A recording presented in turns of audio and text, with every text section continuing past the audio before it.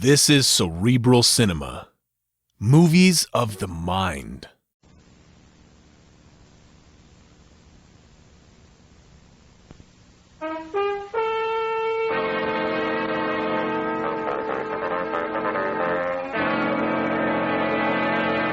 Kreml Hair Tonic and Kreml Shampoo present the new adventures of Sherlock Holmes, starring Nigel Bruce as Dr. Watson and Tom Conway as Sherlock Holmes.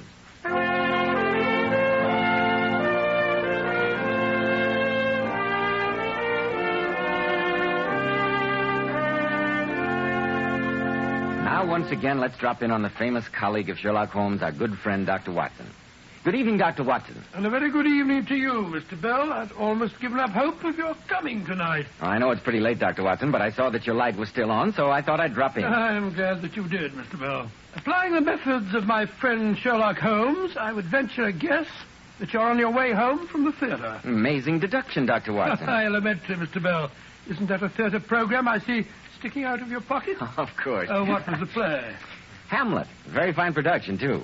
Have you seen it? No, not lately, but I think I can claim to be one of the very few men in this world to have seen a far older Hamlet than any that you saw performed tonight. An older Hamlet? I don't quite understand. Some 400 years older. You've heard me speak of Professor Moriarty? The arch-villain whom Sherlock Holmes considered his most worthy opponent? Precisely. I think that Professor Moriarty would cheerfully have given his right arm to possess the Hamlet to which I'm referring. At least he was quite willing to commit murder for it. I remember... Oh, but here I am monopolizing the conversation when I know that you've got something quite important to tell our listeners. Yes, Dr. Watson, I'd like to tell our listeners about a modern trend in hair grooming that's in such great demand today by men who value their appearance. It's called Kreml Hair Tonic. Frankly, man, Kreml is the only hairdressing I've ever found that really makes my hair stay in place. An outstanding feature of Kreml is that it always keeps hair so neatly groomed, yet never gives it that cheap, greasy look. Kreml never leaves hair full of sticky goo. Your hair feels so soft and looks so natural.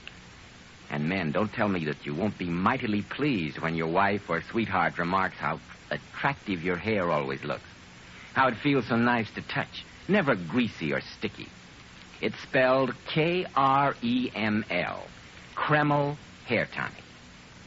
Now, Dr. Watson, what about Professor Moriarty and the original Hamlet? I'm all ears. It all began in the most commonplace manner imaginable.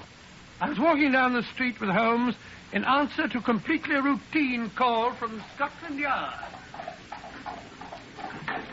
Hurry up, Watson. Don't lag. I must say, Holmes, that as a medical man, I heartily endorse this recent passion of yours for long, brisk walks. My dear Watson, the constant succession of dull cases with which we've recently been favored leaves me with so much surplus energy that I can only sleep by exercising myself into a state of utter stuporous exhaustion. Good heavens, that carriage! Fetch it, doctor! Holmes, did you see that? That carriage ran right over that old man. Poor devil. I better see what I'm going to do for him, Holmes. Well, that's your métier, Watson. Look after the poor chap. I must be getting on to the yard. Move to one side, please. Move to one side, please. I'm a doctor. I'm all right, sir. I'm all right, thank you. Well, there are no bones broken, I'm glad to say. Here, let me help you to stand up. Thank you, sir. Yes, I'm all right. Quite all right. Very kind of you to come to my assistance. Oh, not at all. I'm a doctor. At least I picked a good spot for my accident. I see there's a pub right across the way. I hope you'll at least let me have the pleasure of standing you a drink. That's the quickest fee I ever received. Lead the way, sir.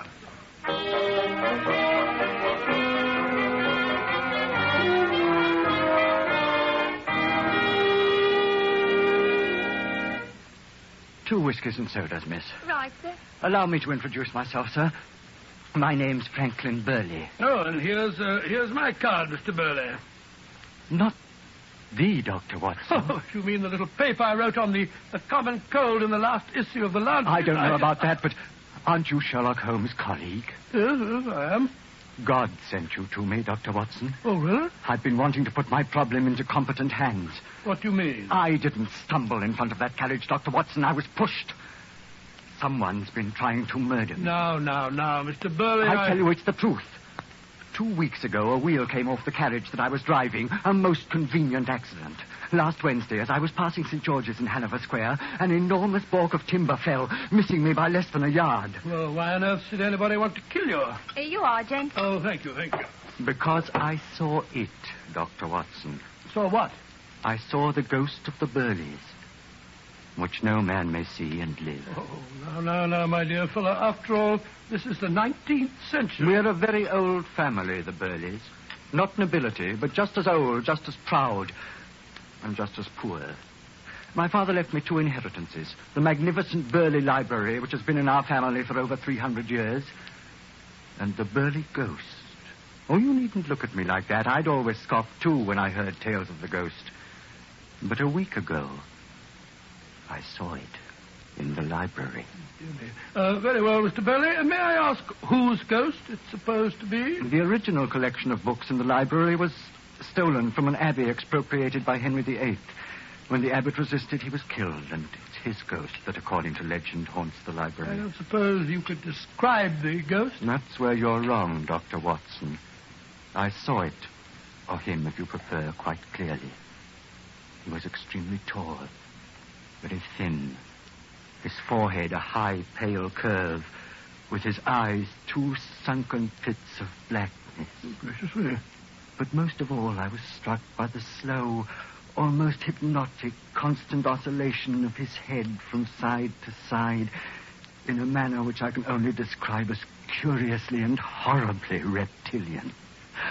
You and Mr. Holmes must help me, Dr. Watson. You must. I can see from your expression that you think I'm merely suffering from delusions, imagining persecutions that do not exist, but I tell you, my life is at stake. Mr. Burley, as a medical man, I'll admit that at least you believe you're telling the truth. Tell me, do you live alone? No, my son lives with me. A good enough sort, though I could wish he had a bit more purpose in life. But his wife... What about his wife? When my son was in Ceylon running a tea plantation, he married a half-caste woman. She's utterly strange, a terrible creature. I more than half suspect she's behind everything that's happened. Rather a weird alliance, isn't it, between your ghost and your son's wife? All right, Mr. Burley, I'll speak to Holmes, if that's the only thing that'll set your mind at rest. It won't be the first time that he's driven a ghost back to its lair.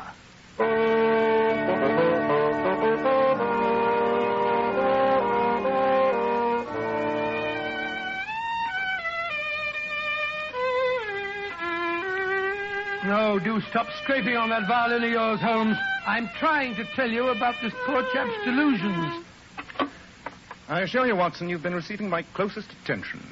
So your friend Mr. Burley suspects his son's half-caste wife. Go on. Well, that's all there is to it. I promised him that I'd tell you his story, although obviously the poor man is the victim of a persecution phobia. I wonder, Watson. I wonder. Oh, now, really, Holmes. There are certain definite points of interest. That description of the ghost, for instance. Tall, very thin, high forehead, with a constant oscillation of his head in a reptilian manner. Who does that remind you of, Watson? Remind me? Oh, I don't know. Could it be anyone but our friend Moriarty? Good heavens, you're right. And the library of the nature that you describe might well contain treasures worthy of the professor's highly selective interests. I tell you, Watson, it sounds precisely like Moriarty. The inspection of the library in his ghostly guise, followed by the realization that if he's to secure without suspicion the treasures he covets, their owner's death is necessary. Come, Watson. Stop lounging in your chair. Oh, but where are we off to? Mr. Burley said he was returning to an ancestral home at the seaside in Cornwall. Yes? We shall join him there. It's been too long since I've crossed swords with such a masterly adversary as Professor Moriarty.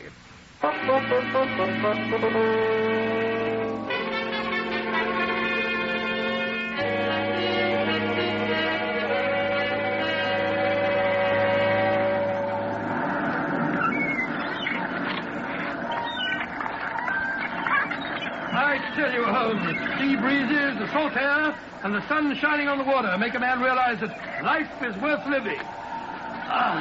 If you don't stop admiring the surf instead of watching where you're putting your feet along the singularly aimless meanderings of this park, you won't have any life left to live.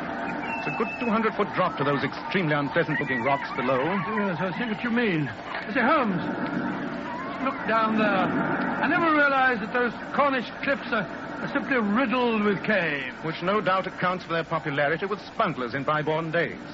That and their inaccessibility, except from the sea. The path seems to divide just up there ahead of us. Of course, that fool of an innkeeper didn't tell us which fork to take. A problem, Watson, but not one incapable of solution. May I ask how you propose to solve it? Deductive reasoning, I suppose? Not at all. I shall merely inquire the proper direction from that boy who seems to be bird's nesting behind those bushes. Oh. Here, young fellow. Hi, my lad.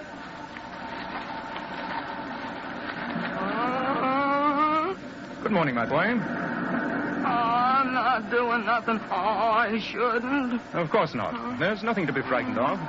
We simply want to know the way to Burley Manor. Burley Manor, my boy. To the right or to the left? Oh, you want Burley Manor, eh? That is the impression we're trying to convey. Everybody knows where Burley Manor is. Well, we don't. Where is it? Straight along the path. That way. Pathetic sight. When will our civilization advance sufficiently to produce a race free of such pitiable creatures as that? Oh, I don't know. The boy looks well-fed and happy. Why shouldn't he? Nothing to do but walk round barefoot and climb about the cliffs all day. Seems rather a pleasant life. I wouldn't mind being an idiot myself. Jackie, where are you? If you're looking for that barefooted boy, madam, he went off towards the cliffs. Oh, then he won't be back for hours. He hunts birds' nests and eggs. Sells them for a few pennies. Very sound hobby. I used to do a little bird's nesting myself when I was a boy. I wanted him to run an errand for me, but it's no match. The boy told us that we should take this path to Burley Manor, but he seemed a trifle wanting. If you're going to Burley Manor, I will be glad to show you the way. I'm Mrs. Stephen Burley. Good Lord, not the... Your father-in-law invited us down to see his library, Mrs. Burley. May I introduce Dr. Watson? How do you do? My name is Sherlock Holmes. I'm very glad to know you both. Now, if you'll just follow me along the path, it's rather narrow, so I'm afraid we'll have to go in single file. Just attractive girl, eh, Holmes? Quite. Which makes me wonder all the more why she has evidently been weeping.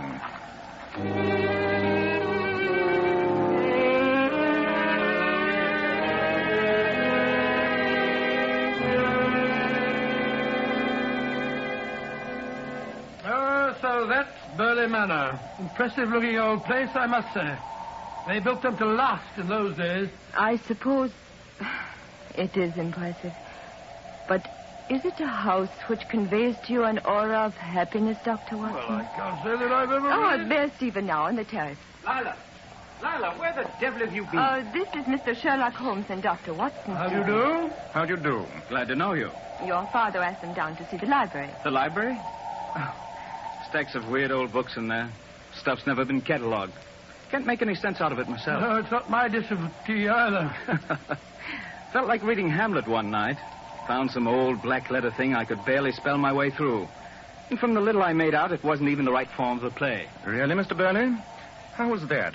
Oh, it started out with some sort of a prologue. All about ghosts and revenge. Never saw that in Hamlet. Stephen, where is your father? I haven't seen him since I packed his lunch. Has he gone off to the cliffs already? You must have just missed him, Mr. Holmes. He often spends the day browsing about out there. Takes lunch along with him. And he's gone off alone? Which path did he take? The one toward the cliffs. But I don't... Come, Watson. There's not a moment to lose.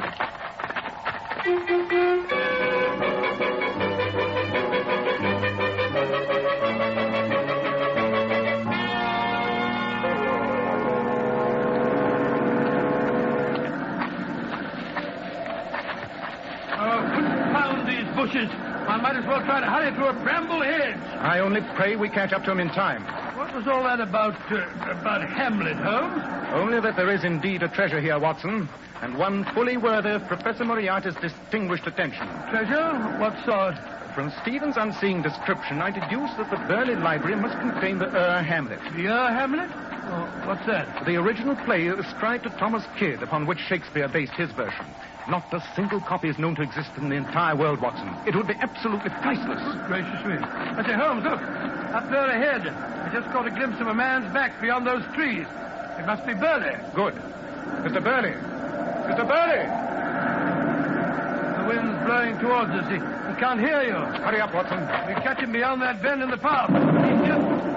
Great heavens!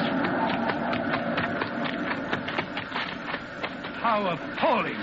Why, the man's literally blown to bits. As I feared, Watson, we were just too late.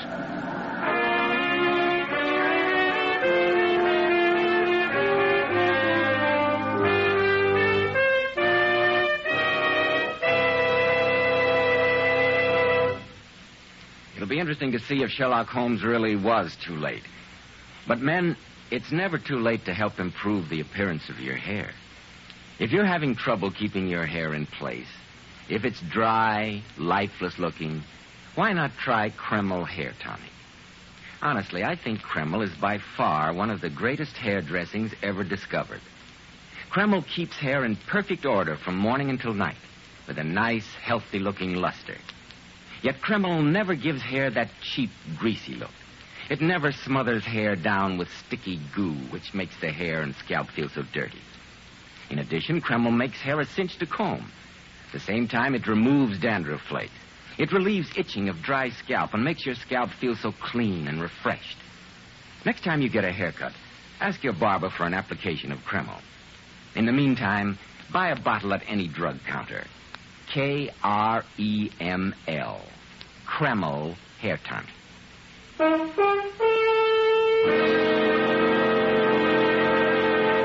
And now, Dr. Watson, what happened when you and Sherlock Holmes found that Mr. Burley had been the victim of an explosion on those Cornish cliffs? Holmes sent me back to the house. As soon as I had reported what had happened, I hurried back to the cliffs where I found Holmes standing lost in meditation, his tall, gaunt form silhouetted against the sea. Holmes, I've sent a servant from the house to fetch the police. Good man. What's that you've got there? A few barely identifiable fragments of the lunchbox Burley was carrying. From the marks of the explosion, it is obvious that the bomb was in it. I see. Great Scott, Holmes. Young Mrs. Burley said that she packed that lunchbox. Precisely. And you will observe these footprints leading away here in the softer ground at the edge of the path. Naked footprints. That barefoot boy, the idiot. He saw it happen, was frightened by the explosion, and ran away in a panic. You'll notice how smooth the footprints are. Smooth? Never mind.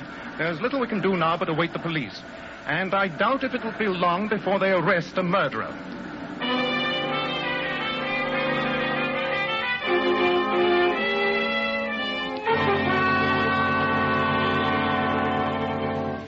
I should like to suggest, Superintendent Maddox, that you broaden the course of your inquiry. If you don't mind, Mr. Holmes, I'll conduct my questioning in my own way. Not at all, Superintendent. A rude fellow. And now, Mrs. Burley, it'll be a lot better for you if you help me instead of hindering me. I've been trying to answer your questions, Superintendent. Although only a fool could fail to see where they're leading. Now, Lila, the superintendent's only trying to find out the truth. Very well. I'm innocent. And if all you want is the truth, you shall have it. I hated my father-in-law, and he hated me. Lila, don't say any more. And that isn't all. All the gossip you picked up from the servants this afternoon is true, Superintendent. My husband and I quarreled this morning. Quarreled bitterly. Stephen talked of divorce. His father's constant pressure has made him so confused that he no longer knows his own mind. That's not true, Lila. I still love you. So if that's what you wanted to know, Superintendent. Yes. I'm glad he's dead. I hated him. I hated him. I think that'll be quite enough, Mrs. Burley. I shall have to take you with me to the chief constable. The charge is murder. Oh, you're crazy, Maddox. My wife didn't kill my father. The fact that she's told you all these things should be proof enough. I'm sorry, Mr. Burley. I've got to do my duty as I see it. Come along, Mrs. Burley. Very well. I'm ready. I'll come along with you, my dear. No, darling. Stay here and help Mr. Holmes in any way you can. That's the best way for you to help me. She's quite right, my boy. Now, come along, Mrs. Burley. Mr. Holmes, I'll offer you any sum you wish to clear my wife. Your father was my client. I already have a duty to find his murderer. And you think that Lila... I think the superintendent would have arrested her twice as quickly if he had known of the other possible motive. That in revenge she had conspired with Professor Moriarty against your father. Then you're leaving? You won't help me? There are loose ends to clear up, Mr. Burley. I must send Dr. Watson on an errand. As for myself, my first objective is to inspect the famous Burley Library.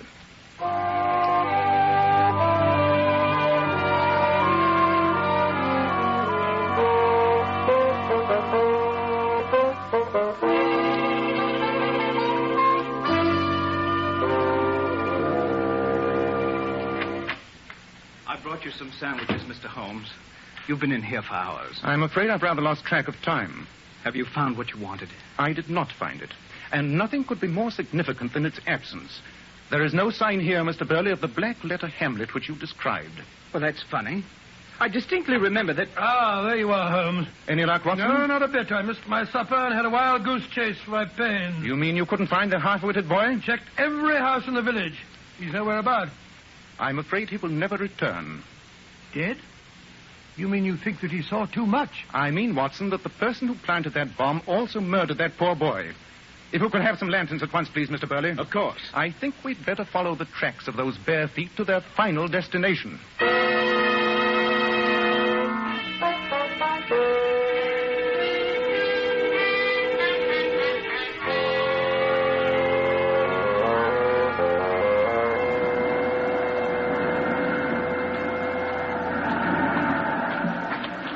Here, Watson. Hold that lantern over my shoulder, close to the ground. This moonlight isn't quite strong enough to... Ah, that settles it. What is it? This overturned pebble. See? The underside is still moist and discolored. Someone has been here very recently. I must say, Mr. Holmes, I don't believe there's another man on Earth who could have brought us to this spot in the dark. By these minute indications you've discovered. Quite elementary, my dear Mr. Burley. At all events, our tracking's at an end. This path seems to lead right down the face of the cliff. If you call it a path, where the devil does it lead to? If you look over the edge of the cliff... Look over here? Careful. It's a 200-foot drop to those rocks below. You see a dark opening some 40 or 50 feet down? One of the caves. Precisely. And except for this extremely precipitous and presumably unknown path, a cave completely hidden and inaccessible save from below by way of the water. Come on. Dark in here. Look out, it's very slippery. Careful, Holmes. Look out for loose rocks. Oh, blasted, I nearly ripped my ankle. Look out, that boat is loose. Good heavens, that just missed me. What price the brisk sea breeze is now, Watson? I wish we were back in Baker Street. There. The worst bit's over. Here's the cave. It's larger than it seemed from above. Hold that lantern high above your head, Mr. Burley. This cave extends back quite a distance, apparently. Ah, there's something white beside those rocks. Good gracious me, it's some sandwiches. Precisely. The remains of your father's lunch, Mr. Burley. But I don't understand. And here, unless I'm greatly mistaken, in this pile of books we shall find the missing Hamlet. Ah, yes, just as I thought. Follow me, Mr. Burley. Keep that lantern high enough so that I may see what's ahead of us. What the dickens are you doing with a revolver in your hand, Holmes? I expect to find it of use at any moment, Watson. Ah, the end of our road. It's my father. It's Burley. He's asleep. But he's wearing Jackie's clothes. Precisely. Wake up, Mr. Burley. No, none of that. I've got you covered. What's the meaning of this? A very clever plot, Mr. Burley. You so hated your half-caste daughter-in-law that you determined to get rid of her before she could bear you a grandchild, even to the lengths of framing her for your own murder. We said that only she could have tampered with the lunchbox. Obviously, we should have thought, Mr. Burley. Only she and you could have done so. Good heavens, Holmes. Do you mean to say that my father... Under the pretext of some childish game, Burley, you exchanged clothes with that poor boy. We saw him walking along dressed in your clothes. No wonder he didn't answer when I called your name. You watched him as he was blown to bits by the bomb, and then you disappeared. You knew, Holmes, what we'd find here? The bare footprints were smooth, Watson, which should have told me at once that they were the prints of Franklin Burley's feet. The boy Jackie, who spent his days climbing the cliffs, would have had horny, calloused feet. When I realized that, everything fell into place. The ghost in the library. Pure invention. The accident, which doubtless was simply an accident, introduced Burley to you and suggested that I might prove an unimpeachable witness to his ostensible murder by his daughter-in-law. The story of the ghost was simply an ingenious device to pique my interest. All right, Mr. Sherlock Holmes. As long as you're so smart, answer this question. What can you prove? I'll admit I changed clothes with the idiot. I'll say it was just a game. Then he was killed by the trap that had been meant for me. I was panicked and ran away. Yes, panicked to the extent of bringing your most valuable books with you, Mr. Burley, the sale of which would be a great help in starting your new life. But there's more to it than that. How does the heir of an old but impoverished family do himself as well as you do? How does a country gentleman secure a well-made time bomb? And above all, how is it that you were able to describe Moriarty so precisely in order to tempt me? I know. You're one of Moriarty's henchmen, aren't you? It's always been a trick of his to use the old smuggler's passages in these caves. Perhaps you're even counting on him to complete your plan. Look, Holmes, look. There's a motorboat coming in towards us. There, standing on the prow, that unmistakable thin figure, that oscillating head. It's Moriarty. Get down, Watson, out of sight. Stand up early in the mouth of the cave. Let Moriarty see you in the light, but don't try to warn him. I assure you I won't hesitate to shoot you. You don't dare kill me. You want me as a witness. Moriarty! It's a trap! Sherlock Holmes is here! Moriarty's raising his rifle. He shot him, Holmes. Moriarty's shot Burley. Better luck next time, Holmes. Good heavens!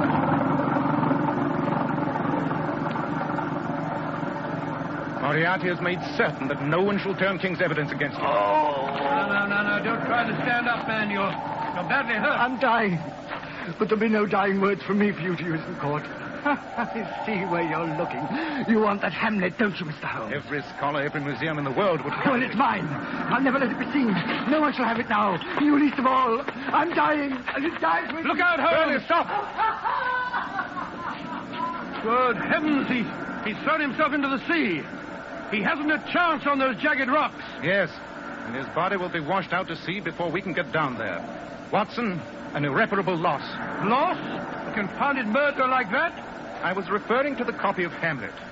I'm afraid it's the most shocking loss to English literature since half of Milton's papers were burned by his cook.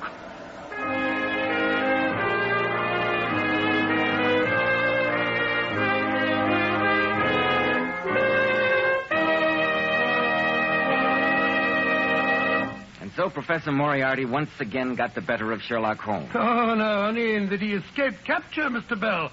After all, Holmes solved the mystery and managed to save the reputation of the young and beautiful Mrs. Burley. That's true, Dr. Watson. In just a moment, Dr. Watson will tell us about next week's story. But first, ladies, Sherlock Holmes is tops at solving mysterious problems. But here's one hair problem which those beautiful Powers models solve. And here it is. We discovered there's nothing better than Kreml shampoo to bring out all the hair's natural glossy luster. Kreml shampoo actually keeps our hair shining bright for days. And Kreml shampoo does such a marvelous cleaning job. Even in the hardest water, its rich, active foam penetrates right to the scalp and removes all loose dandruff flakes as well as the dirt. Kreml shampoo has been especially developed to glamour bathe each tiny strand of hair, to reveal all its glorious natural brilliance. Even after the first shampoo, your hair looks a vision of loveliness. And don't forget to mention how its beneficial oil base helps keep hair from becoming dry or brittle. Yes, I know. That's why my wife always uses Kreml shampoo for our youngsters' hair. In fact, everyone at our house uses Kreml shampoo because it's so mild and gentle on the hair. You can buy a bottle at any drug counter. Just ask for Kreml shampoo. Now, Dr. Watson, how about next week? Well, now let me see. Next week, I think I'll tell you how Holmes unmasked the sinister Dr. Ponsonby, head of a boys' school, and thus saved the life of one of the pupils. I've always referred to this particularly bizarre adventure as a singular affair of the dying schoolboys.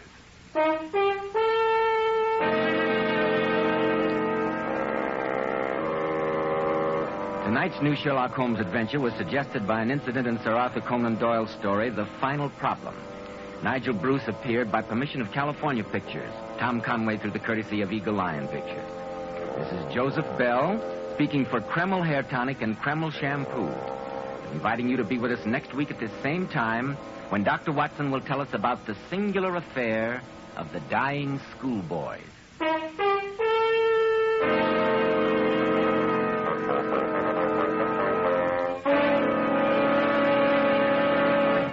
This is ABC, the American Broadcasting Company.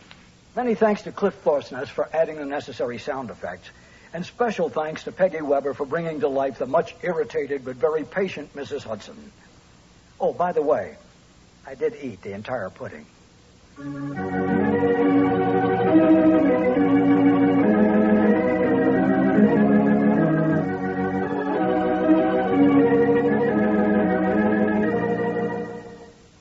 The two episodes you've just heard, The Great Gandolfo, starring Basil Rathbone and Nigel Bruce, and the original Hamlet, starring Tom Conway and Nigel Bruce, are a 1989 copyrighted production of 221A Baker Street Associates.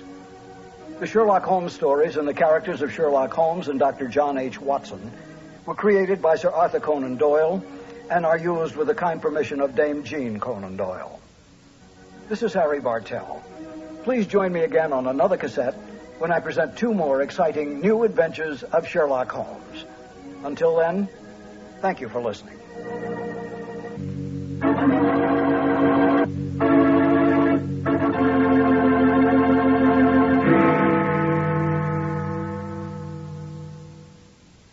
Cerebral Cinema hopes you have enjoyed this movie of the mind.